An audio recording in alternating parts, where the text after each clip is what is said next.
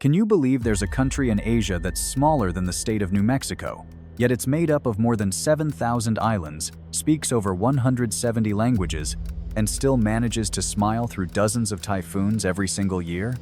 The Philippines doesn't just endure, it thrives, and it welcomes the world with open arms. This island nation stretches across roughly 300,000 square kilometers in the western Pacific Ocean, but it's home to nearly 120 million people, making it the second most populous country in Southeast Asia and larger than many nations in Europe combined.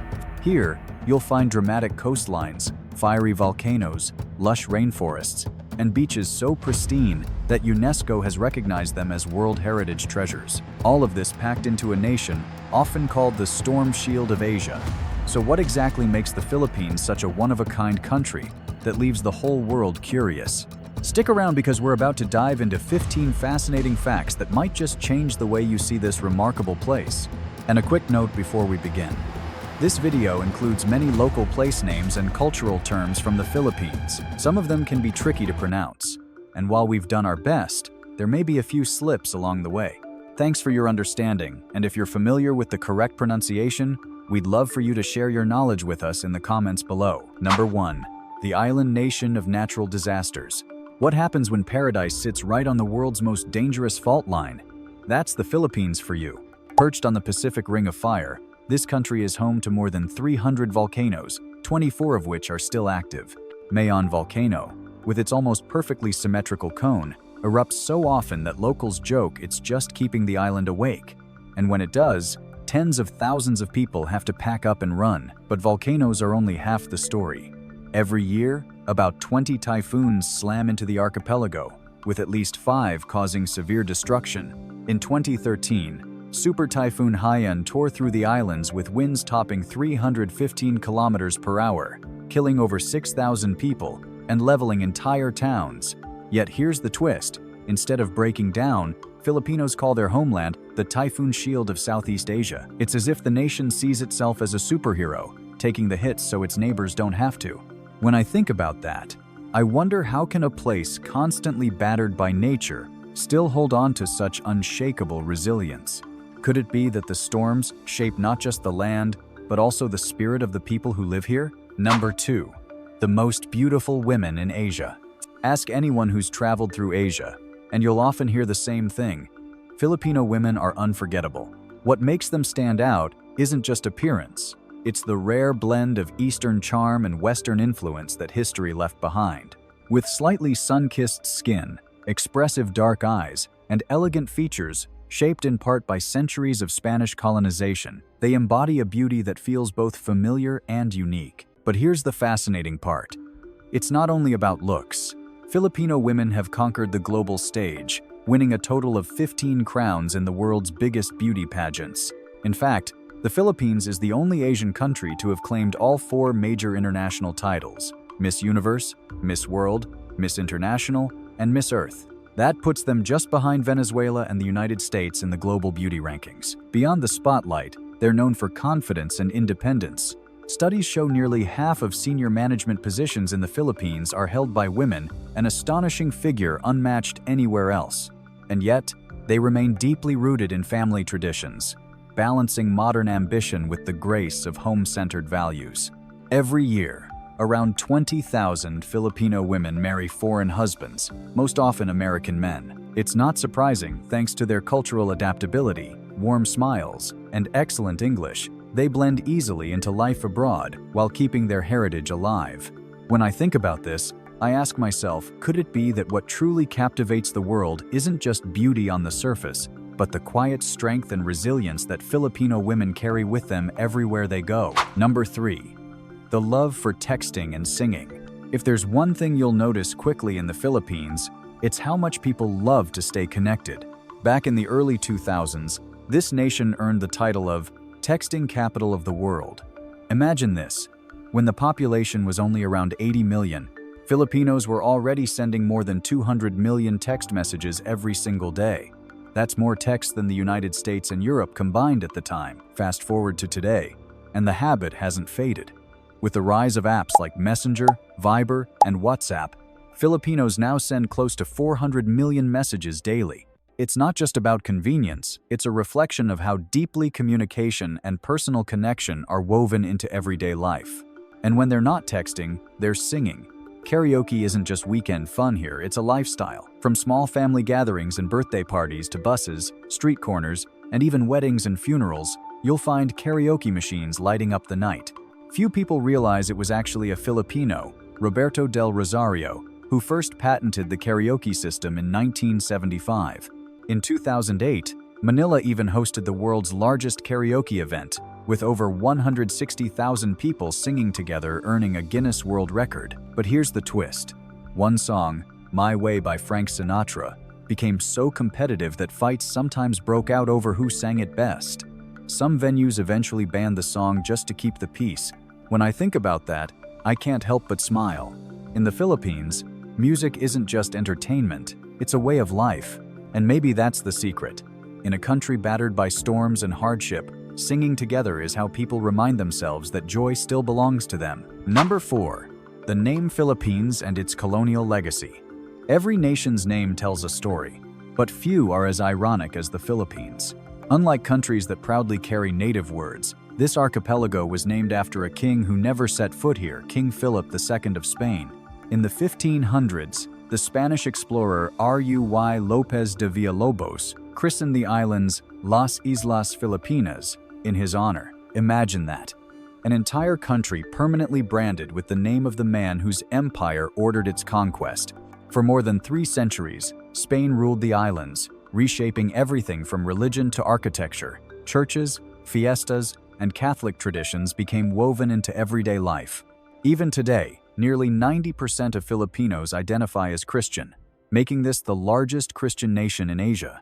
But colonial influence didn't stop there. After the Spanish-American War in 1898, the Philippines was ceded to the United States for $20 million. The American era brought a new wave of transformation. English-language schools, Hollywood films, basketball courts in every town, and even hot dogs dyed bright red. During World War II, Japanese forces briefly occupied the islands until American troops returned in 1945. Finally, in 1946, the Philippines declared full independence. This constant back and forth left deep marks. On one hand, Western influence made the Philippines one of the most Americanized countries in Asia. On the other, it raised difficult questions about identity, how much of the Filipino spirit is its own, and how much is borrowed from foreign powers. When I think about that, I wonder, does carrying the name of a foreign king weaken a nation's pride? Or does it make their resilience even more remarkable, having turned a legacy of colonization into a culture that's uniquely their own? Number 5. The longest Christmas in the world. Most countries celebrate Christmas for a few weeks at most, but in the Philippines, the holiday spirit stretches nearly 1/3 of the year. Starting as early as September, Christmas songs play in shopping malls, paroles, star-shaped lanterns, symbolizing the light of Christ glow in windows, and entire streets transform into seas of twinkling lights. For Filipinos, this isn't just a holiday, it's a season. By December, families gather for Simbang Gabi, a series of 9 dawn masses leading up to Christmas Eve. On those mornings, the air fills with the smell of fresh rice cakes and hot ginger tea, shared among neighbors after prayer. But the celebration doesn't stop on New Year's Day. It continues all the way into January, peaking with the Santo Niño Festival, where parades, dances, and fireworks honor the child Jesus in a burst of color and devotion. Think about that. While the rest of the world packs up its Christmas trees in early January, Filipinos are still singing carols, still sharing food, still lighting lanterns. It's the longest Christmas season anywhere on Earth, and probably the most joyful. When I picture this, I ask myself, maybe it isn't about how long Christmas lasts, but about how deeply people choose to celebrate life. And could it be that the Philippines, with its storms and struggles, has simply decided that joy should never be cut short? Number 6. Politics turned into showbiz. In most countries, politics is all about stiff speeches, handshakes, and endless promises. But in the Philippines, it often looks more like a concert than a campaign. Imagine this. Instead of rallying crowds with long policy talks, candidates host live music shows where pop stars, rappers, and dancers share the stage with politicians. Sometimes, Even the speeches themselves are turned into catchy songs that thousands of people can sing along to. Take Joseph Estrada, for example. Before becoming president in 1998, he was already a beloved movie star, famous for playing the role of the poor man's hero, fighting injustice, defending the weak, and always walking away with the crowd's love. That screen image carried him straight into the presidential palace, with a landslide victory of more than 10 million votes. Even vice presidents have tapped into this formula. In the 2022 election, campaign rallies often looked more like massive festivals, where people came for the music and stayed for the message. Social media buzzed, songs went viral, and suddenly politics felt less like a chore and more like pop culture. Of course, behind the spectacle lies a complicated truth. The Philippines runs on a highly fragmented multi-party system, where alliances shift almost every election. It's one of the few countries where the president and vice president are elected separately, often from rival parties, making for a leadership team that doesn't always see eye to eye. When I think about this, I wonder, does turning politics into entertainment make it more accessible to the people, or does it risk turning serious leadership into just another show? Number 7. Nightlife in the Philippines. When the sun goes down, the Philippines wakes up in a whole new way. In cities like Manila, Cebu, and Davao, nighttime isn't about quiet streets, it's about music spilling from every corner, sizzling street food stalls, and laughter that doesn't seem to end. Weekend nights feel like one big neighborhood party, where everyone's invited. Street markets become the heart of the evening. Places like Mercado Centrale in Manila or Sugbo Mercado in Cebu are packed with people sampling skewered chicken intestines called isaw, sweet desserts like halo halo, and sizzling plates of local specialties. The air is smoky, fragrant, and alive with chatter. Even if you don't know anyone, you'll feel like you're part of the crowd.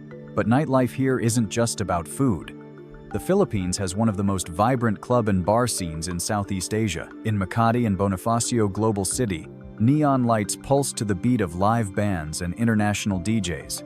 Yet if that's not your style, there's always acoustic music at a small cafe, or even spontaneous karaoke on a side street.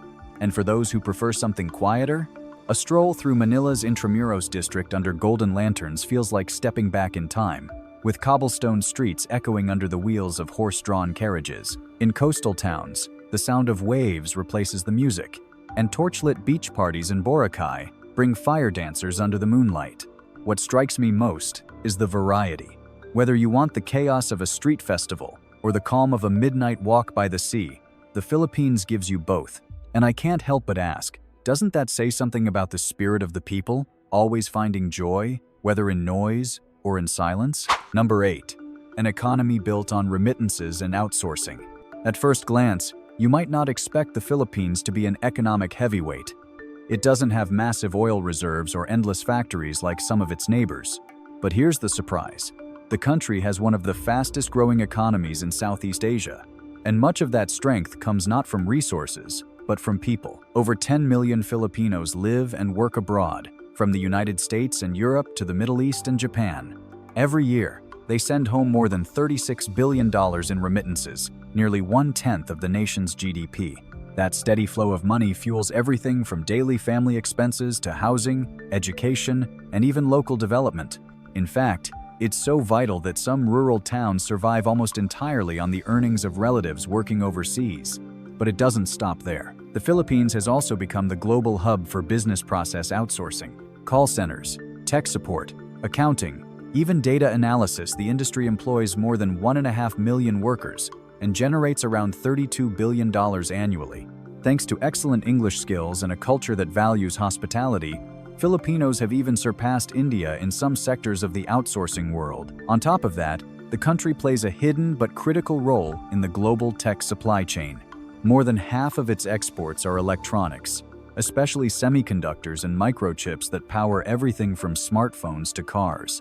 Companies like Texas Instruments and Samsung rely on Filipino factories to keep the world connected. When I look at this, I can't help but think maybe the Philippines' greatest natural resource isn't buried underground, but found in its people, hardworking, adaptable, and determined to succeed anywhere in the world. Number 10. Strange phenomena and local legends. Some places in the Philippines feel less like tourist spots and more like gateways into another world. Take the sunken cemetery on Camiguin Island. In 1871, a violent volcanic eruption swallowed an entire town, pulling its cemetery down into the sea. Today, a massive cross rises from the waves to mark the spot. On calm days, when the water is crystal clear, you can actually peer down and glimpse moss-covered gravestones beneath the surface.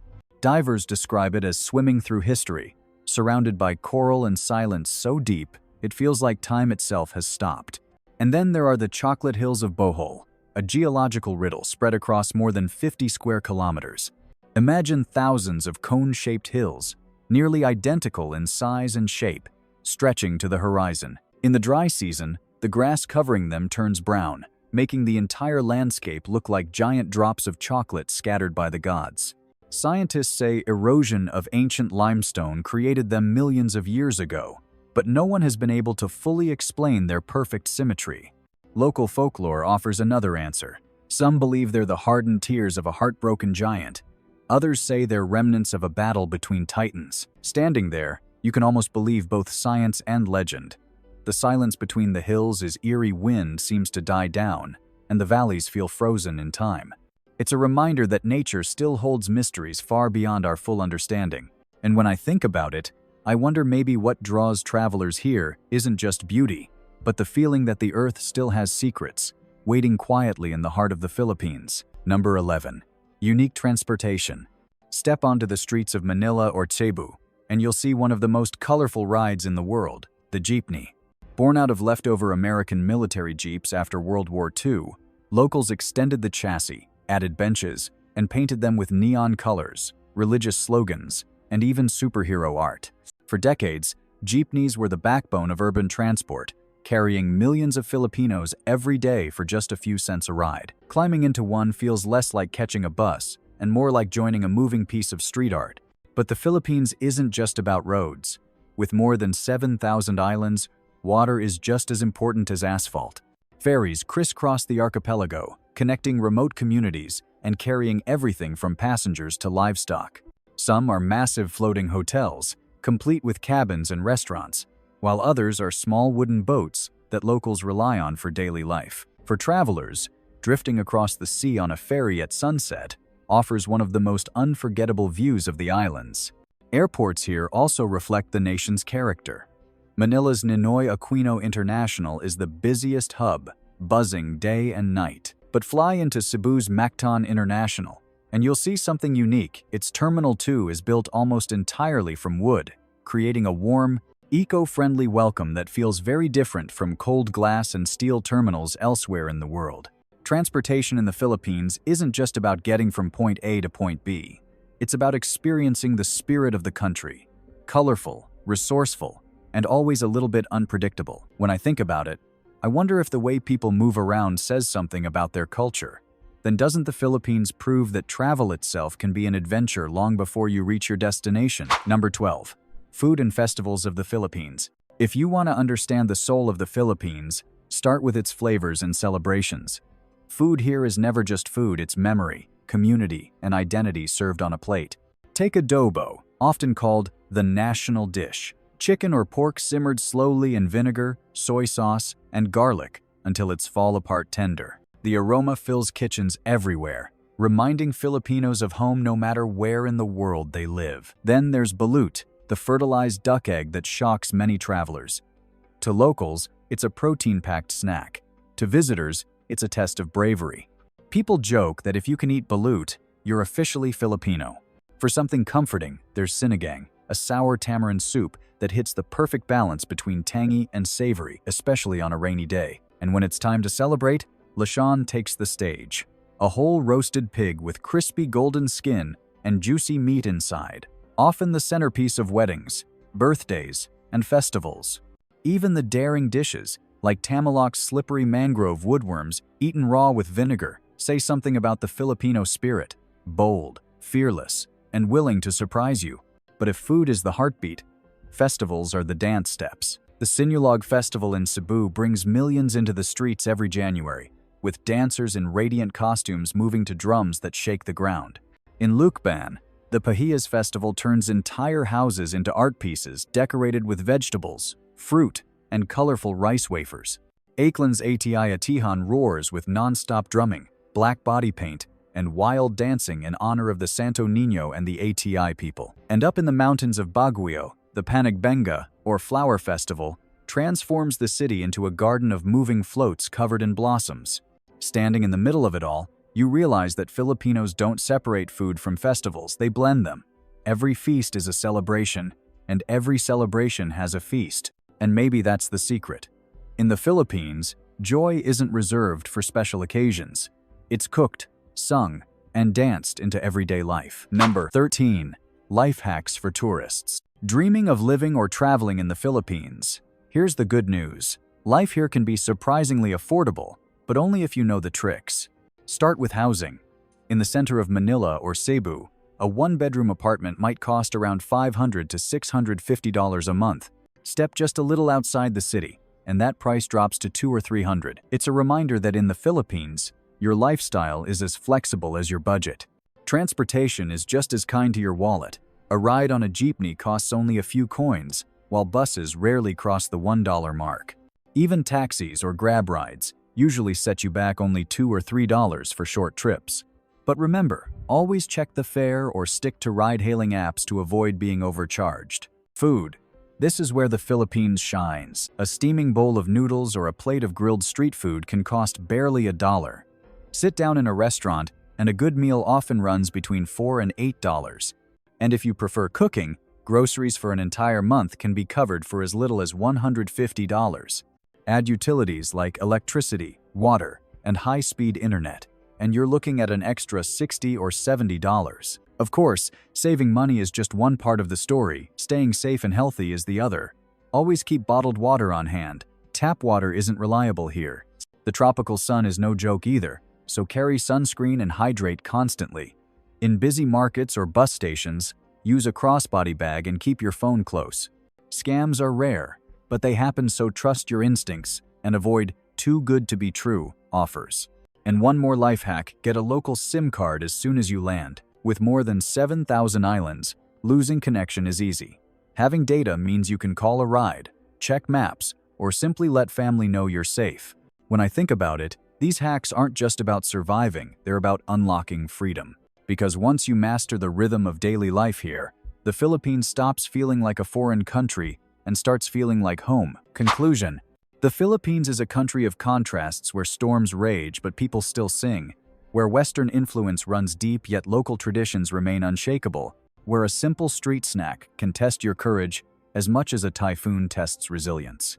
It's a land of volcanoes and beaches, of endless text messages and endless smiles, of Christmas lights that glow for 4 months straight, and festivals that can turn entire cities into oceans of color. What makes it unforgettable isn't just the breathtaking landscapes or the low cost of living, it's the spirit of the people. Filipinos have mastered the art of joy.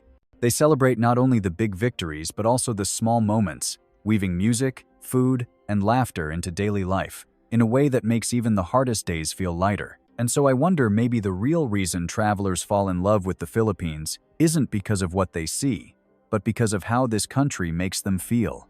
If this journey gave you a new perspective, don't forget to like this video, drop a comment about which fact surprised you the most, and subscribe so you won't miss the next adventure. Because the world is full of places like this, unexpected, extraordinary, and waiting to be discovered.